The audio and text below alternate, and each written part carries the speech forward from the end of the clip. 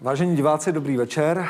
Vítám Ladies vás and opět gentlemen, good na evening. Inspiračním Welcome fórum, to tady another debate fórum tady within v the Ji.hlavě Inspiration na Forum in Mezinárodním Ji.hlava. festivalu dokumentárních It filmů. is organized Vy jste in právě the přišli framework na of diskuzi, the která International nese trošku Documentary Film paradoxní Festival. název Diskuze svět nespasí. Today's discussion což se bude title pravděpodobně týkat reads této as diskuze, ale o Discussion tom won't budeme save the mluvit world, už s našimi which hosty. probably is valid for this Během discussion too, celé but diskuze we will talk about it prosím with our můžete guests. přispívat svými dotazy, Throughout the připomínkami debate, you na can náš comment Facebook, na and kterém tuto post diskuzi your můžete sledovat. remarks Můžete ji on zároveň Facebook, sledovat také na where you can kanále also Mezinárodního follow the festivalu debate streamed. dokumentárních You can filmů. also watch it Tam at můžete YouTube zvolit také verzi at the v channel angličtině. of the International Nyní bych Documentary Film velmi rád Festival, přivítal and you can also trojici choose an našich English version. hostů. Now let me Mezi nimiž introduce our jsou three guests. sociolog Filip Vostal, Sociologist Filip Vostal, sociolog vědy a sociolog who is času. a Celý ten sociologist název of jeho science oboru and zároveň time. je takový, že to His nedokážu téměř ani research přečíst, takže objective zůstaneme u is té so sociologie complicated času. that I can barely read it, so I will stick Vydal to the knihu first Zrychlování introduction. akademického světa.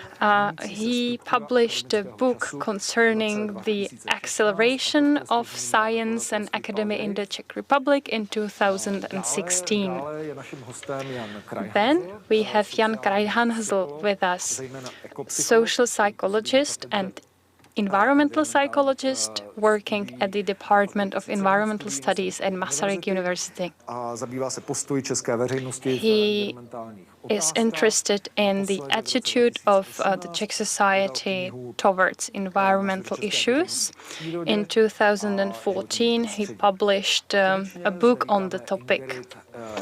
And last but not least, Ingerid Straume from Norway, a philosopher of education working at the University of Oslo. Her major focus is social and political philosophy and environmental sciences. I noticed, and I am not the only one, I think, the general public noticed her last article, what may we hope for education in times of climate change, where Ingerid explores the ideas of eco-pedagogy explored in the 50s. Warm welcome to all of you.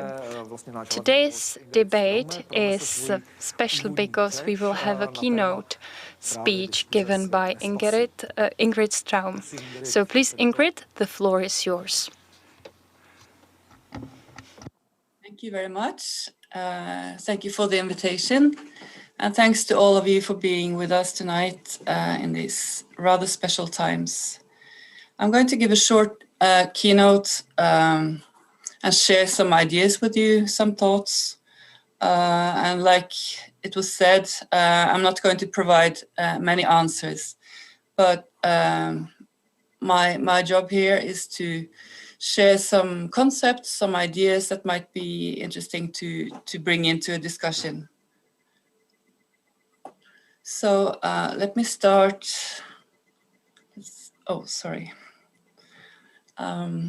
Let me start by just briefly showing this graph, because as most of you know, I'm sure, climate change is not the only environmental problem that the world is struggling with today. Actually, there are many more problems, smaller or larger crises that we are dealing with. So this is just a graph from the Stockholm Resilience Center. Here's the one that's more easy to encode. It's the same graph, which shows that out of 9 environmental borders or limits for a safe operating space for humanity, 4 of them are already exceeded, and some of them we don't know. So climate change is not the biggest issue here, actually. It seems, you can see from this graph that biodiversity is actually a bigger issue.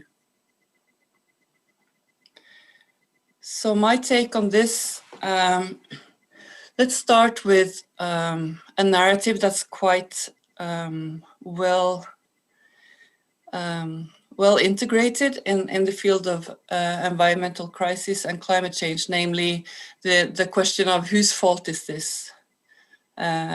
George Marshall,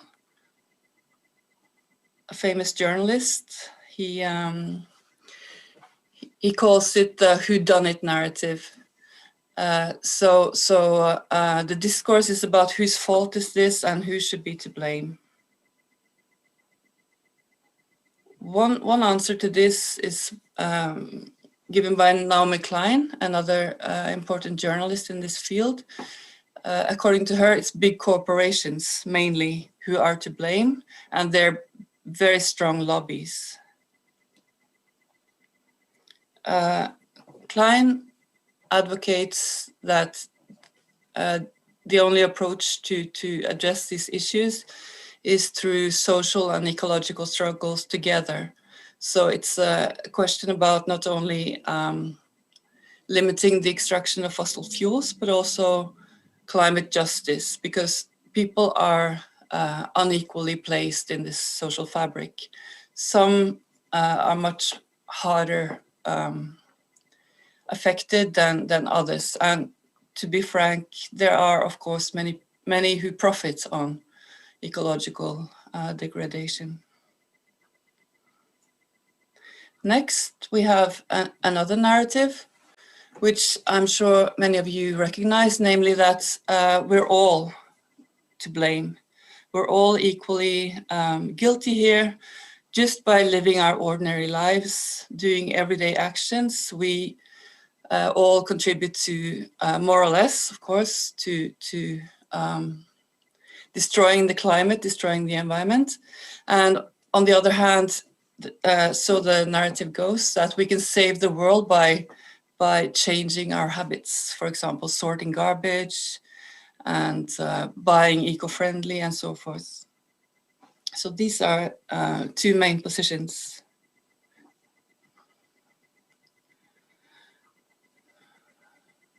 So just by leading an ordinary life, I think many people are being told, or they get the impression that they are actually destroying the future and destroying the climate. I'm struggling a bit with the technology because I have two different places to look, but the conclusion here is that this second narrative is quite unbearable. It's also unfair. Ordinary people will feel that this is not fair because what we are doing as individuals is just leading normal lives. So this guilt narrative is quite destructive, I would argue. And as we can all witness, the second narrative, being the stronger one in the public opinion, it also fuels social crises, social conflicts, quite deep social conflicts. Next, I just want to introduce some approaches to education, which I know interests the moderator and maybe some of you, because when there's talk about solutions, education is often presented as being a key. So there are some different approaches to how we can envision education being a response to these quite deep problems. And the standard approach is what we call ESD, Education About Sustainable Development, which is mainly about conveying knowledge. And the idea is that when we have enough knowledge about a certain problem, we will act accordingly. We will address it. We will change our habits once we know, how serious the issues are. The idea is that we will also change our actions. A somewhat different approach. I base these approaches, by the way, on works by Stephen Sterling and others, which is a book that you can see here on the left. So second approach is often said that education should also be for sustainable development. So not only knowing about it, but also practicing some skills, changing one's attitudes, and this should be the way to go in order to create a more sustainable development. Now, Sterling and others argue that this is, of course, a good thing, but it's not enough to be really transformative. It's not going to change the social practices that constitute our institutions. So the last of the three ways of visioning this is to see education as sustainability, which means that we not only learn about changing practices, but we also experience it. So in this perspective, children would not only read and do assignments, but they would also practice, for example, gardening or farming or living in small communities where they can experience that their lives, what their lives would be like in a sustainable setting. So having this kind of experiences, Sterling argues, will really put education on a different track. There's also one more approach that I would like to share with you, which is called critical pedagogy, eco-literacy, or eco-pedagogy. It's similar to the last one I said, but it's more critical. It's more in line with Naomi Klein's perspective that there are actually some agents in the world who are not really interested in changing the current situation because they profit from it. And in this perspective, it's we study a phenomenon, but we also do something about it. So if children would learn about, let's say, pollution in their local environment, they would go and take samples and analyze them, which one normally does in schools. But in the next step, they would also take some action. So they might, for example, find out where this pollution comes from and maybe write a letter or take a phone call or actually try to address the source of the pollution and try to do something about it, which would, of course, also give them a different experience that their role, their social role, also has an influence. We know from many studies that many young people would like to learn more about how to be active in schools, not just to have knowledge, but also to learn how to actually be of importance. And this is part of experiencing that our lives have meaning, which is, of course, very important for young people. Oops. Okay, just a few words about this notion of meaning and responsibility. I think it's important that adults realize that the crises that we see today, it's actually our responsibility. And if we feel grief, sorrow, and so forth, it's something that we need to deal with as adults. We should, as adults, process our feelings and try not to project them onto the next generation. I think this is very important.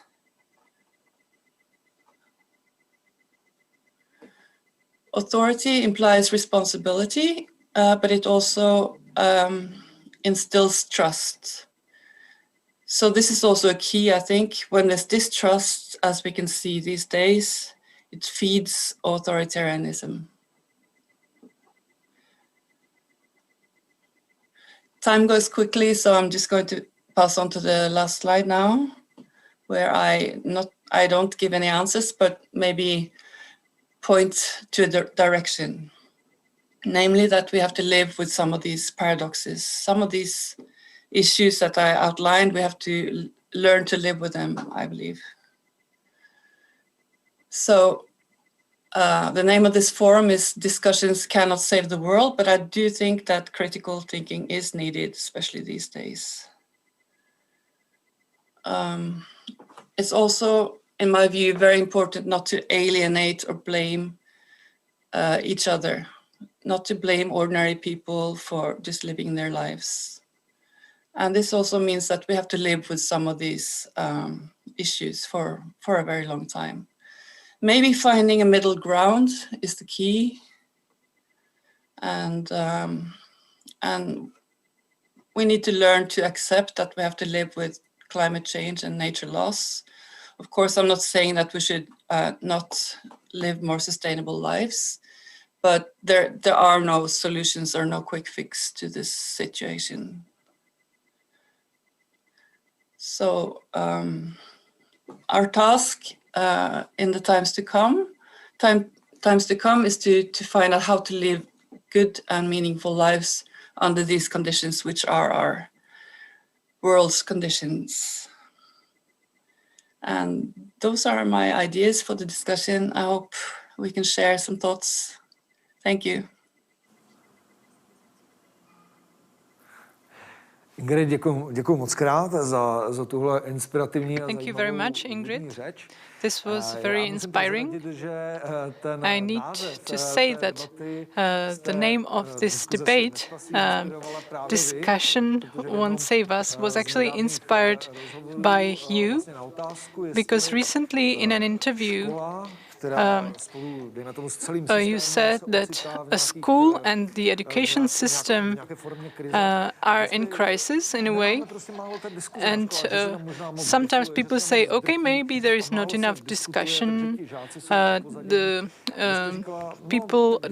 pupils aren't encouraged to discuss, and you said, yes, we can have more discussion, but that won't save the world.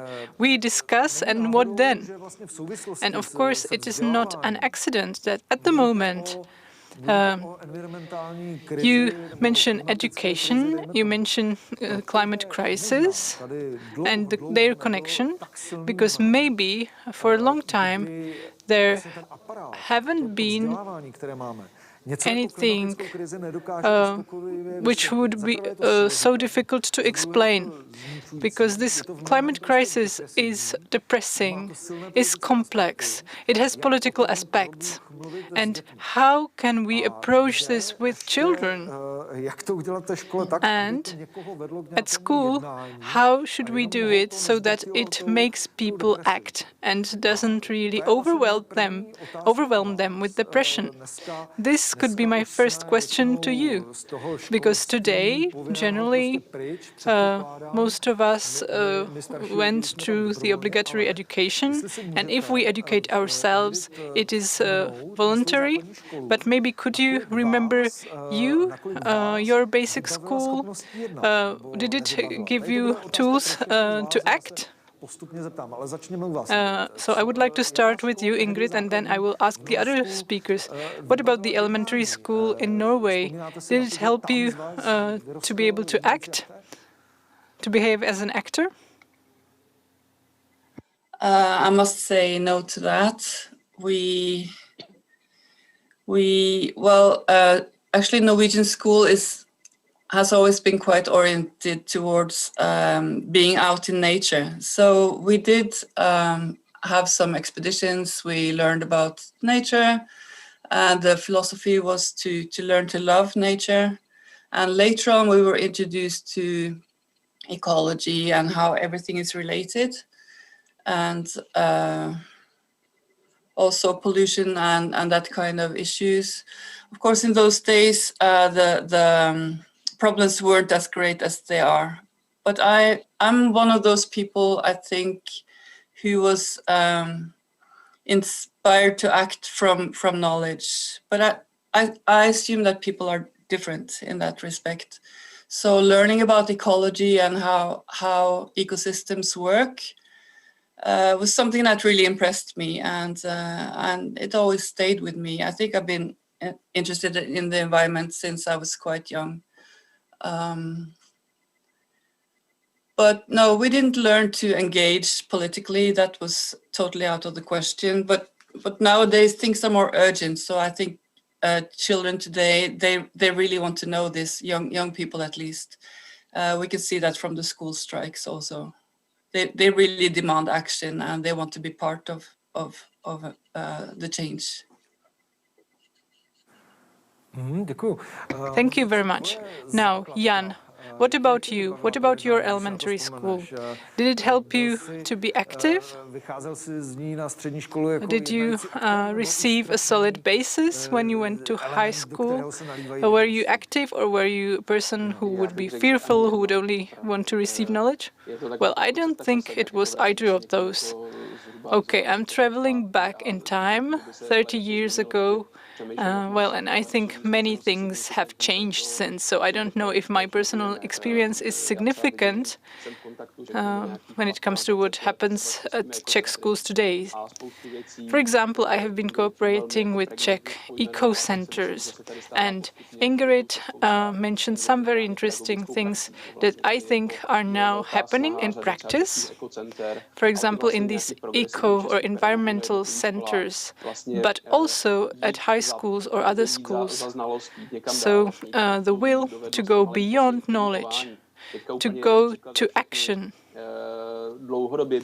One example for all, there is a project which is called Eco School. There are eco teams, and these are teams that have the responsibility to help the school improve, to care for the environment within school, for the environmental responsibilities of the schools. And there is one very interesting project which combined the topic of eco schools and climate change. And there are plans for a campaign that would go beyond schools, and these pupils would be able to go outside school, communicate with people outside school, and have impact outside, which I think would be really interesting here in the Czech Republic. I think there are more and more examples like that, so this pleases me a lot, because the Czech tradition of eco-pedagogy is quite solid and rich, and we have many people involved. Yes, already 100 years ago, there were many Czech tourists who loved going into nature and exploring it. And you, Filip, what did you learn at elementary school, if you try remembering? Well, I didn't really learn to be active at the elementary school. Although I remember one teacher whom I will never forget. She was a big source of inspiration for me, and she was very progressive. But still, she didn't really help me to be active. She actually tried to turn me into an obedient worker or hardworking person who would work for the good of capitalism, modernism. If I look back at it now, of course, I don't remember in detail, but I don't think there was a possibility or an encouragement for us to ask questions, to articulate, to reflect issues, to challenge what the teacher said. What helped me and what woke me up, what helped me become an active person, an actively involved person, was another institution, and it was my family, actually. It was not the elementary school, and not the high school either. Actually, the high school only made it worse with me being obedient, passive, we weren't, or critical thinking wasn't really encouraged at high school. The pupils weren't meant to think about things in broader contexts, ask deeper questions, ask about the sense of different phenomena. Not really. Ano, vlastně dneska Okay. můžeme cítit, Today, z výpovědí vás všech tří, I že bychom have a feeling that maybe we have more expectations from today's schools than what we actually learned when we were children. Maybe we have too big expectations. For example, like in the case of relationships and other domains. I remember that I was always told, by the way, also by the dean of our university, of our faculty, when the Department of Gender Studies was being established and he was against it. He came there, he enjoyed the wine which was served, and he said that university is meant to be apolitical. This is the very basis. That's what he said, and even today we hear this. We hear this said about different kinds of school, about elementary schools, high schools, and so on.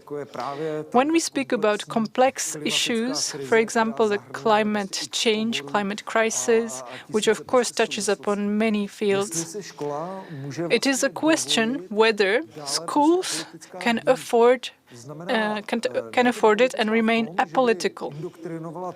Of course, it shouldn't indoctrinate pupils based on the opinions of the teacher, but maybe it should encourage pupils to take part in political action, to become activists, to show the pupils what they can do. What do you think about that? What do you think about this role of school? Should the school remain apolitical? And if so, how does it explain actually the relationship between the climate change and capitalism? Can I answer the question? Because I have two ideas.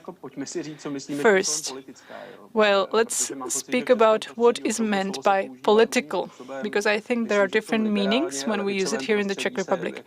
In the liberal and leftist circles, I think there are different meanings than those which are understood by teachers. Maybe when I say political to teachers, they mean or they think it means partisan. So maybe this should be distinguished. I think the school should be political, it should be liberal, but it shouldn't be partisan, which is often understood by teachers like that. Of course, that the school cannot avoid political topics. And my second idea, of course, there are many forms of political action. Some of them can be more controversial among parents or teachers or the school management, and then there are others that are really acceptable, and also everything is developing, so we are trying to find a path and to walk it. Unfortunately, in the Czech Republic, we are quite conservative, and this also applies to our attitudes towards protecting nature. Yes, we love beautiful views, we love animals, just like in the 19th century, but when it comes to activism, to being progressive, we are lagging behind. For example, we are 20 years late behind the United Kingdom or Germany.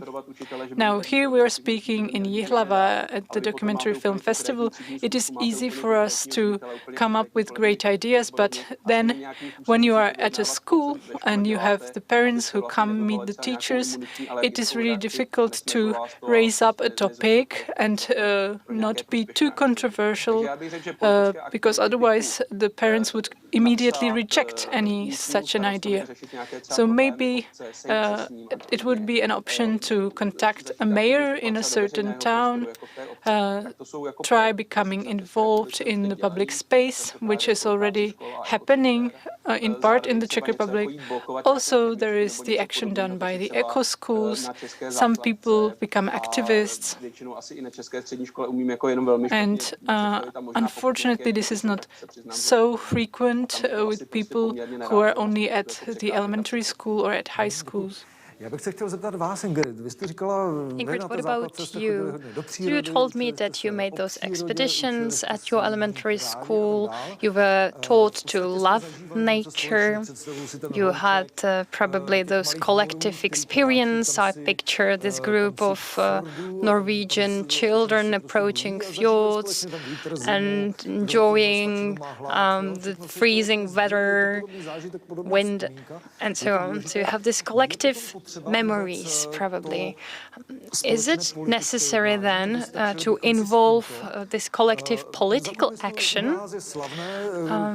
During communist time, it was very common to think about this communist politician, Jakeš, who was strongly against environmental activists. And he told them to go and clean the streams and forests, but remain apolitical. So should schools remain apolitical according to wishes of our communist politicians or not?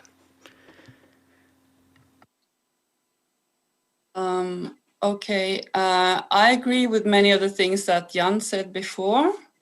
I think that today, though, it's not an option to be apolitical in these matters, in matters of climate change. It's not really that much of a political issue. Well, with one exception, because there are, of course, some people who are quite angry and reluctant to acknowledge that climate change is existing. But I don't think we can really take that as a baseline, because the climate and the environment is the basis for everything else that we do. So in that sense, I don't think that schools can choose to ignore these questions in the long run. And also, like I said before, young people demand it. They demand to know what's going on, and they demand to have a relevant education. But of course, there is a problem if some students feel alienated, if they feel that their lifestyles or that their families and the way they live their lives are being debased or alienated. So it's a delicate question, but I don't think it's so much a question about politics, as Jan also said. It's not about partisan politics, really. It's about realism. Děkuji. Filipe, já bych se chtěl zeptat. Ty se zabýváš sociologií vědy. You are interested in sociology of science, temporality in science, and time in science. The climate crisis is a very complex issue. What we can see today is that societies are unable to fully understand it. With COVID, 99% of people haven't understood what an exponential growth of cases means. So I wonder, you as a scientist who thinks about how to communicate scientific results to the public, what do you think about schools which shape future generations. So what is your take on attitudes that schools should take? We keep repeating that we need to discuss about the topic, but how to approach this with little ones, 6 to 12 years old? What do you, as a scientist, think about it? Because you probably have the experience of explaining your field to people with no prior experience. Thank you for this question, because I think it is a very important one.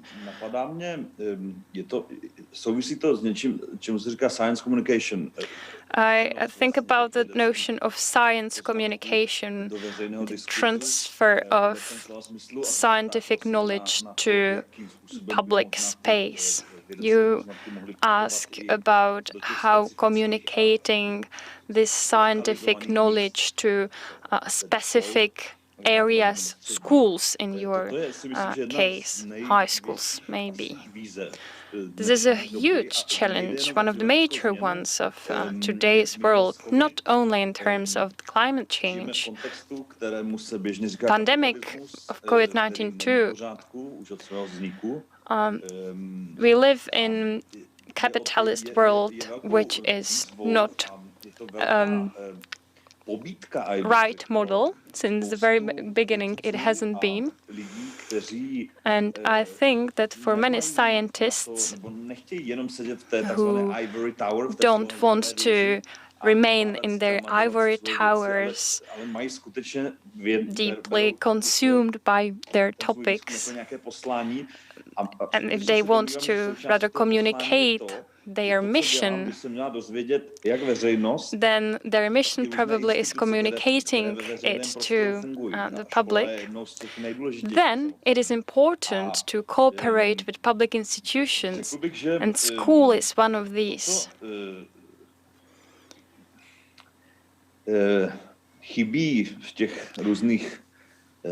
What I think we are lacking in the curricula of elementary schools today is not only civic education, but generally education towards some scientific expert education. Now I'm making up my own terms, so let's stick to it, but it is a temporary one. But what I mean is that during those classes, young pupils would be acquainted with the process of science, which is full of contradictions and paradoxes. In this regard, I know some projects, successful projects, when a sociologist and biologist, scientists give regular guest lectures, systematic guest lectures at elementary schools and transform the curricula. These are very good projects. They are rare but successful. In this regard, their discussion will not save the world, but it will improve it. I think it is very important. The last thing I'll say is that when you visit London's, in London, the tomb of Karl Marx, there is this writing, Thesis 11, from one of his books, which says that until now, philosophers were interpreting the world. Now the time has come to change it.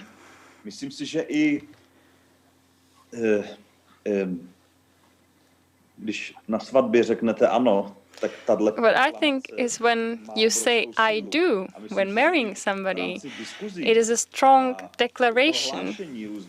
So that's why I think that during discussions, some transformative things do happen.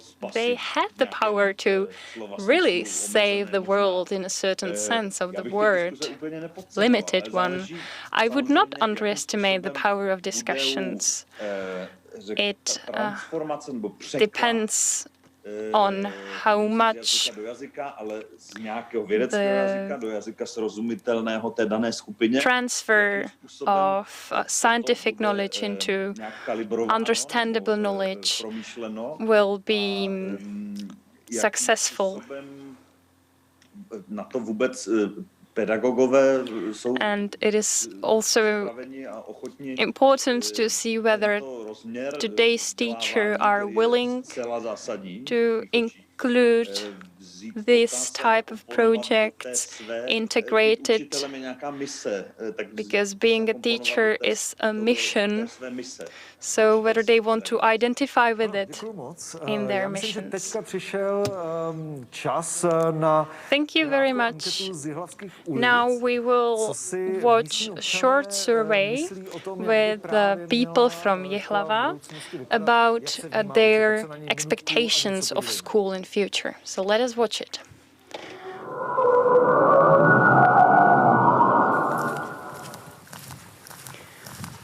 What is your ideal school of future?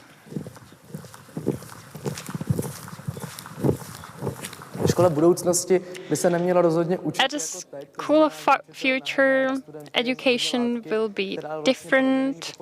There will be not that much frontal instruction of large volumes of knowledge without critical thinking. We need to educate critically thinking people with the capacity of critical thinking. I think it should slow down. Add some stories. I like the saying which says, think globally, act locally. It will be different. There will not be that much emphasis on learning by heart. It will be more about thinking skills, thinking in context. There will be teachers who will be just motivators and guides. It will be a joyful experiment, which will be very, very wild. Ano, tak to jsou představy náhodně vybraných. So these are ideas of randomly selected people from Ji.hlava. Maybe different people from Ji.hlava would have different opinions. What is your take on this, Jan? That you found very mature people with some clever ideas. Really, I identify with everything they said. I would like to react on what Filip said and add some points, maybe, because what he was talking about already is taking place when elementary school children are playing with small experiments, trying to understand what happens if they do something. So there are small social experiments, educational experiments. I think it is very important to teach in a transversal way and to integrate different disciplines, physics with social sciences and so on, and engage actively the students. The teacher doesn't need to be the only drive. The children themselves can get the gist of a text, an argument, assess text they can read. Then the teacher's role is more of a moderator, watching on them, helping when it is necessary, and staying behind when not. Children should be capable of taking the essential information, and they should also be able to see everything in broader contexts and solutions that must be taken. I, as a psychologist, I think there is one more important aspect. We talk about critical thinking and so on, which is incredibly important, but it tends to be a kind of buzzword, which is labeled to anything, but it has its reason.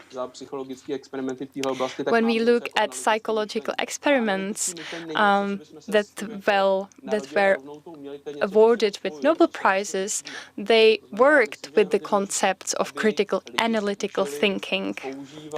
It is incredibly important for people to use their cognitive tools, synthesis, deduction, and tools they have at their disposal. But these are skills, just as manual skills, cognitive skills are skills that need to be learned.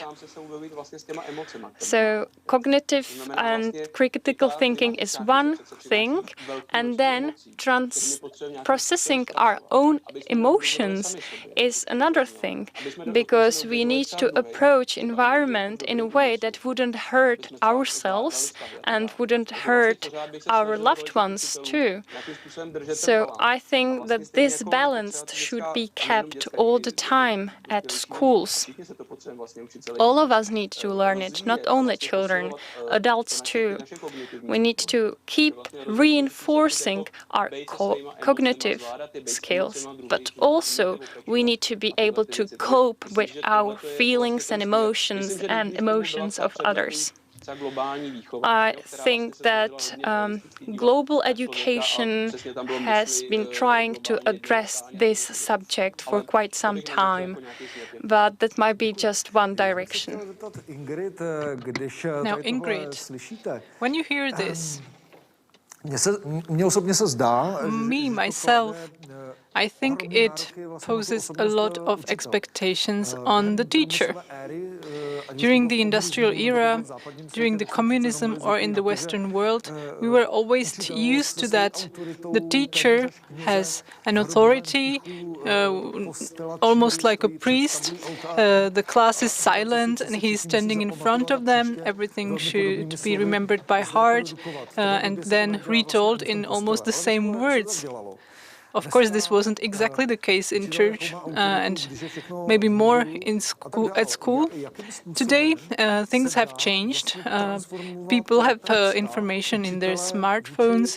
The relationship between the pupil and the teacher is transforming. So what should the teacher now learn in order to be able to cooperate with children who are using new technology? And of course, now he doesn't have so much authority. So what should he learn, and is it possible for him to cope with it? Thank you for a very, very difficult question.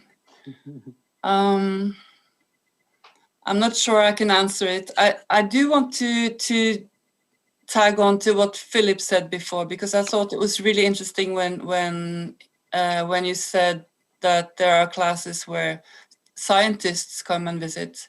And it also ties in with what Jan said, that we really need to develop some quite advanced skills, which are still maybe not that difficult to imply, but maybe it's a key to not think of school as just being a place to put a lot of knowledge into the brain, but instead a place to develop as persons and as groups, and groups that can collaborate. So I think in any case, a more practical school than the one we had, at least here, for many, many years, where, you know, nations tend to compete in having the most clever students who can do tests. You know, this PISA regime where students and nations compete. In the close future, I think more practical skills is what's going to be needed. And that's also going to maybe help on a lot of the social conflicts that we see, because a lot of people are more practically inclined. So, yeah, these are just some of my thoughts. I see that Filip would like to react, so go on. Well, more or less. I had an idea. Okay, I would like to pick up on Jan and Ingrid too. Well, I think one thing is missing at schools, and it was partly touched upon by Jan. I think what is missing is the ethics of care and awareness in this field. Of course, it is a very broad notion. It is being discussed a lot. And I don't think it is present around me. Well, that's my experience, of course. And I have a colleague, Josef Schlerka. Personal experience is the biggest enemy to critical reflection. But I have another remark, maybe a provocative one, because if we look at climate change and we speak about global warming or global heating, because the term has been changed recently, I think it is very, it speaks volumes. I think that this process is very slow. It is happening inside the society, and there are many thinkers that say that society understands itself as something that is constantly accelerating, that is heading somewhere. And also the capitalism has it that we have to grow forever, but maybe, and I think this might be a disaster, we should speak about climate change in a similar sense as the Czech philosopher Miroslav Petříček, or Petr Fischer, another Czech important figure. Maybe let's point it out within the education system. Maybe let's try to put it in a more physical context, which has to do with our bodies. Let's speak about this global heating, which is very urgent. There is a strong consensus among scientists who study climate change, and it is unprecedented in the field of sciences altogether.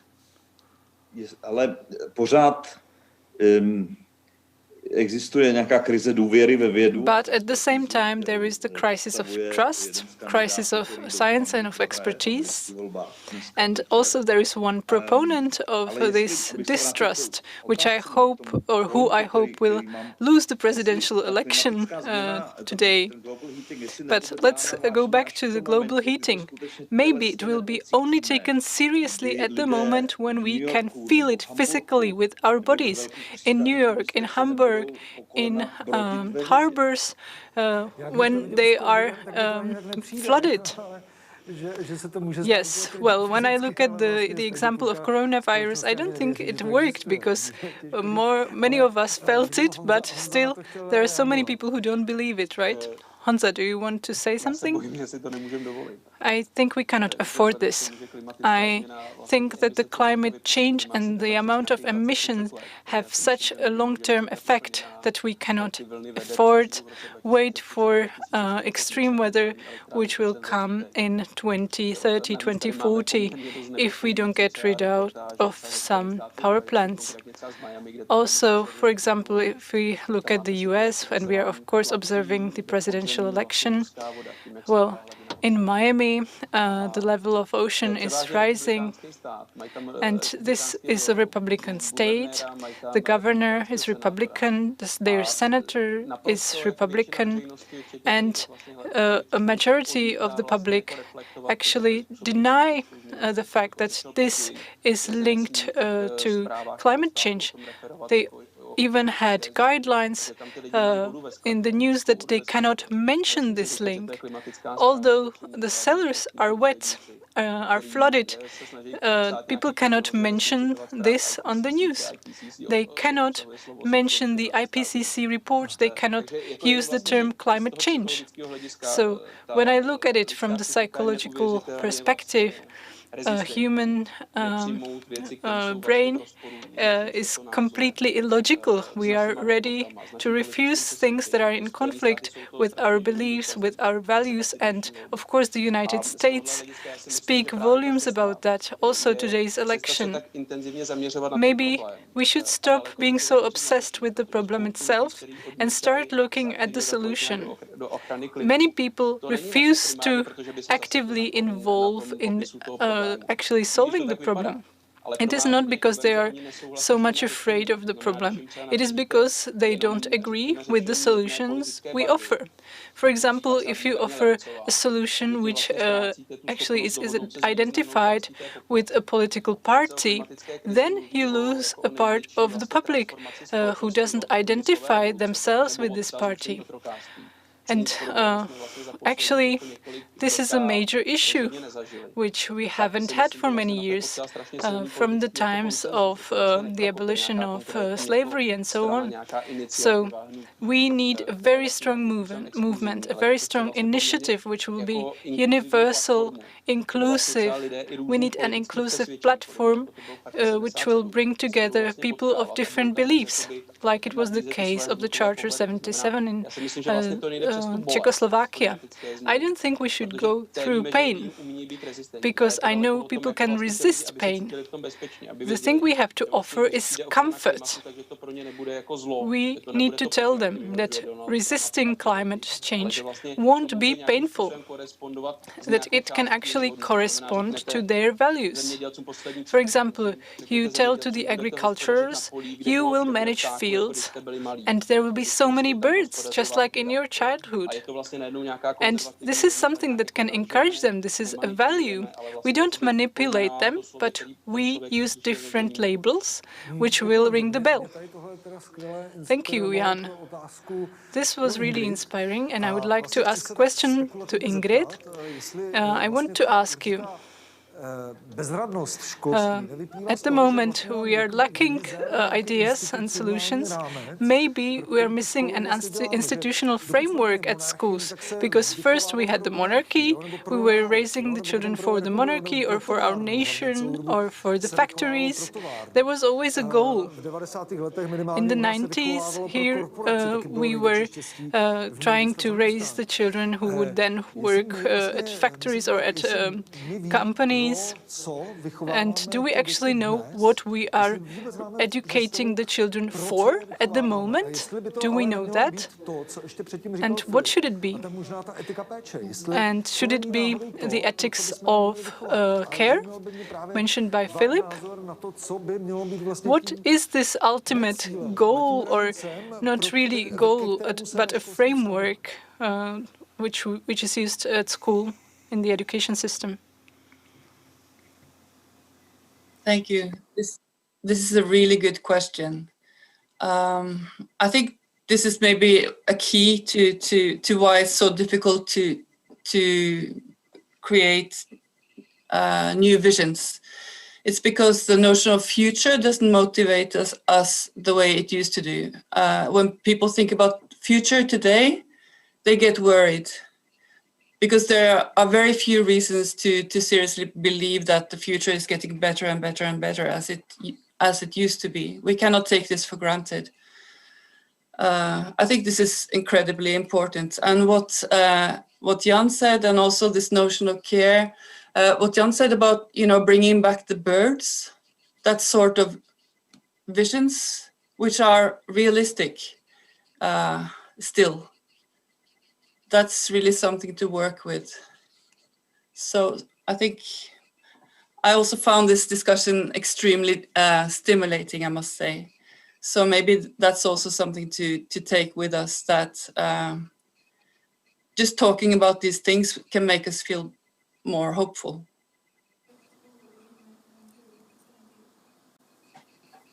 Děkuji moc krát. Thank you very much. I see that maybe Filip again wants to say something. Am I right? Filip, go ahead, but we are running out of time. So keep it short. I completely agree with Ingerid. Schools and the education system should be a center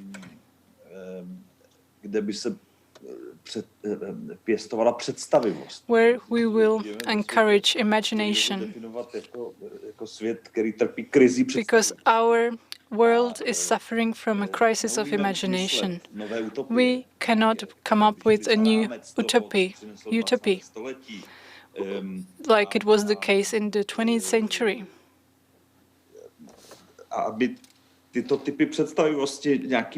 So we should experiment with different kinds of imagination. Maybe use new technologies, use goggles, or use special equipment which will help make us feel like we are in New York, or maybe make us live some disasters without them actually happening. And then, based on that, we can discuss about how to change the world into a place where we can live together as humans, as biological entities, people living together with technology, with non-humans, with other organisms and societies. And that's what I think is the primary appeal or function, objective of Education 5.0, if you will, to foster imagination. I think that we, towards ourselves, our students, cultivate this skill of asking 2 or 3 important questions and sticking to them, because there are answers to countless questions that are not important, but there are very few answers to important questions. Thank you very much for this final note. What I think is that this is very contrary to the consumer way of thinking, because I need to stop reacting to demand and thinking otherwise. I think that we created quite a lot of tasks for the School of Future. Thank you very much for your online presence. I also want to thank to our audience for being here with us. And thank you for your interesting thoughts. Have a nice evening whenever you are right now.